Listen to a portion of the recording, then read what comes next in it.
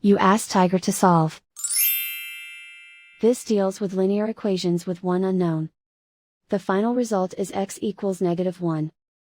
Let's solve it step by step. Simplify the expression. Expand the parentheses. Multiply the coefficients. Simplify the arithmetic. Group all constants on the right side of the equation. Add 2 to both sides.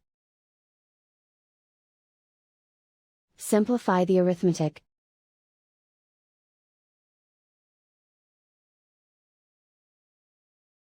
Isolate the x. Divide both sides by -6. Cancel out the negatives.